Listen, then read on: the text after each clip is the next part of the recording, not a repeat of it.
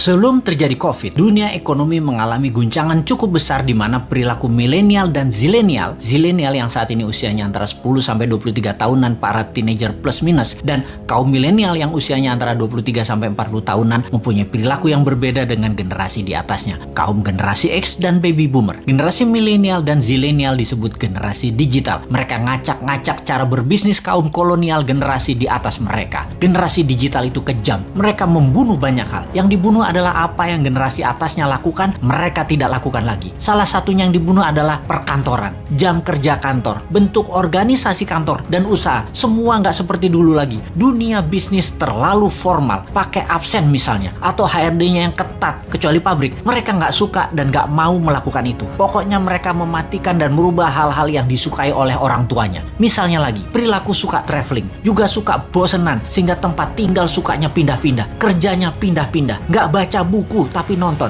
nggak baca koran tapi sosmed, nggak punya mobil tapi light asset yang dipakai atau sharing car dengan platform transportasi, suka nampang dan traveling belusukan paket murah meriah. Generasi digital juga membunuh media TV karena generasi digital everyone is broadcaster, everyone is reporter. Merek dan brand dibunuh juga oleh generasi digital. Brand itu menjadi less important bagi mereka. Bagi mereka yang penting adalah 3R, yaitu rating, review, dan recommendation.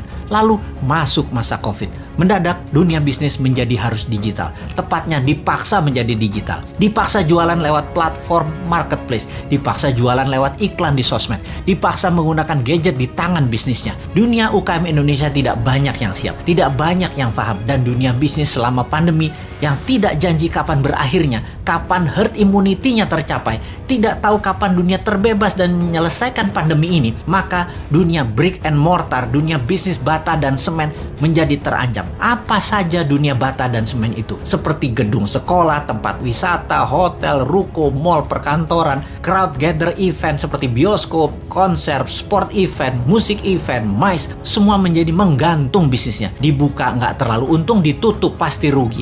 Bisnis semen dan bata karena pandemi, pengunjungnya dan aturannya sering on off. Akhirnya mereka harus segera pivot. Hiburan pindah ke rumah, pindah ke tangan, pindah ke gadget. Pokoknya semuanya pindah ke digital. Inilah masa killing time bagi bisnis yang tidak bisa pindah ke digital. Bagi yang lambat beradaptasi, siap-siap gulung tikar. Catatan ya, COVID akan berada bersama kita selamanya. Pandemi biologi ini tidak akan selesai karena bisa saja bukan hanya virus ini mutan, namun virus lain lagi terjadi yang selama ini diam-diam saja lalu terancam dengan adanya vaksin, maka mereka kemudian melakukan mutasi. Flu bisa menjadi virus yang mematikan, bisa saja terjadi. Ebola, SARS, AIDS, semua bisa bermutasi dengan vaksin di tubuh manusia. Siapa yang tahu? Ini bukan nakut-nakuti, tetapi sebagai orang yang lama dilatih dengan threat analysis, maka melihat ancaman harus segila mungkin dan kita harus punya antisipasinya sekarang.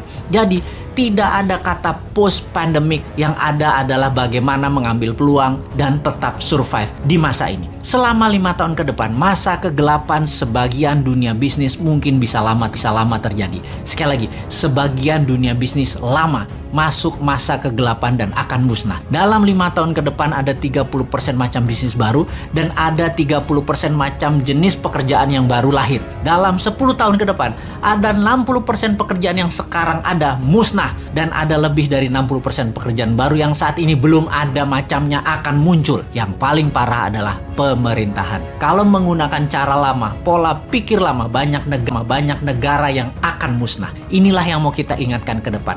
Pastikan calon pemimpin ke depan mengerti apa yang akan terjadi ke depannya nanti. Calon pemimpin ke depan harus punya tim yang solid dan berpengalaman dunia internasional. Calon pemimpin ke depan tidak hanya dia populer, tapi dia paham dan terbukti bisa menjadi pemimpin visioner dan leader yang tegas. Kalau dilihat di etalase saat ini yang akan memimpin ke depannya, masih banyak hal yang harus mereka buktikan. Seperti yang saat ini deh, ternyata di awalnya sangat bagus program kampanyenya, baik incumbent maupun penantangnya. Ketika keduanya bergabung dalam satu wadah, sama COVID aja keok. Sebelum COVID aja sesungguhnya sudah tren turunnya. Tambah COVID, jadi minus. Tambah lagi, kalau perang Tiongkok Amerika Jilid 2 terjadi, bengek bernegaranya pasti. Tambah fakta lain lagi, yaitu perang biologi pandemi ini berkepanjangan, kejet-kejet gejala stroke bernegaranya. Belum lagi, yang sejak 4 bulan yang lalu kita dengungkan, perang cuaca yang bisa membuat kelangkaan pangan terjadi.